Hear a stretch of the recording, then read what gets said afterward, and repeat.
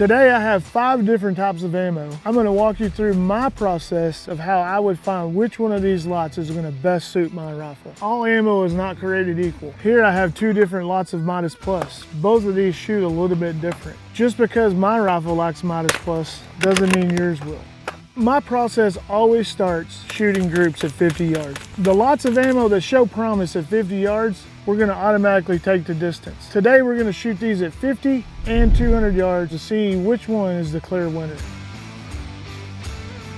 I'll take the last 3 digits of each lot number and I'll write that on the target. I will usually give myself 2 to 3 targets to shoot at with that lot number in case I mess up a group as a shooter.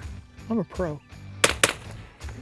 So I just shot 2 Fowlers and then I'm going to record velocities.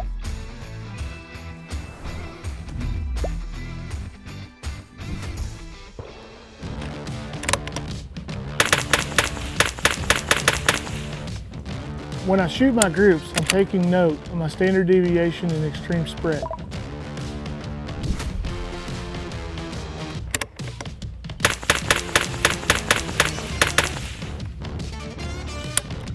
I'm shooting 10-shot groups because it's a good representation of an actual PRS stage.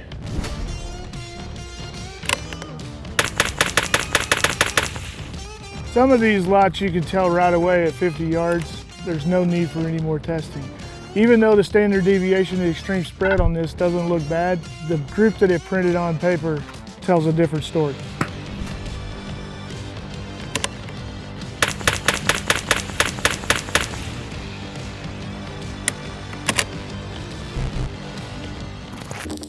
You actually can send your rifle in to the Lapua Test Center and have it tested with Midas and Cinerex, but they will only test at 50 and 100 meters. Sending your barrel action off to be tested is great. Testing your complete rifle system yourself is more feasible for most people. Here we can test all the way to 200 yards and actually shoot in real PRS conditions.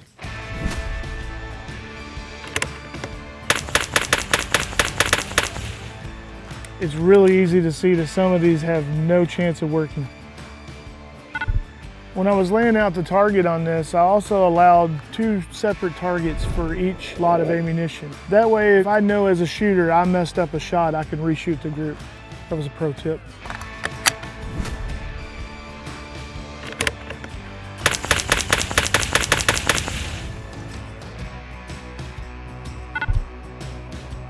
So the groups on paper don't lie. As you can see here, some of these are just not gonna cut it. Looking at this group here, I automatically see more vertical, even at 50 yards than I wanna see. All this is gonna do is get bigger and bigger at distance. This one isn't real bad, but still given the conditions, I'd like to see it tighter than that. This one again, first shot went high, and this is actually a decent group. This one has some vertical in it, kind of the same as this one. So really, the first one we actually tested seems to be the best, and it also had the best extreme spread and SD.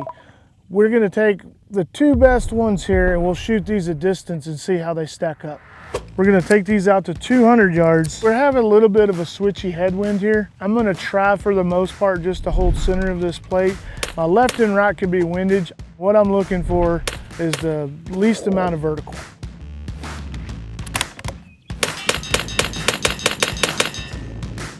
For this heat and what we're dealing with right now, that's actually, I feel like that's fairly decent. So we shot a 10-shot group. This is at 200 yards. As you can see, I have a paint can here. Most of the shots would have went on a paint can. I'd like at 200 yards to see no more than 2 inches of vertical, which is roughly a Kestrel. This is actually a very decent lot of ammo, I would say. Ideally, in the right conditions with plenty of ammo, you would want to shoot this test several times to see that it actually holds up. We're gonna shoot the other lot of ammo and see where we're at. Okay, so this is lot number 635. This was the best lot on paper at 50. I'm gonna load 2 extra rounds, and before I go to steel, I'm gonna burn 2 into the berm because this rifle is hot. Get a rough wind call, turn on the chronograph, shoot 10. I'm not making a correction for wind. I'm gonna just let it do its thing.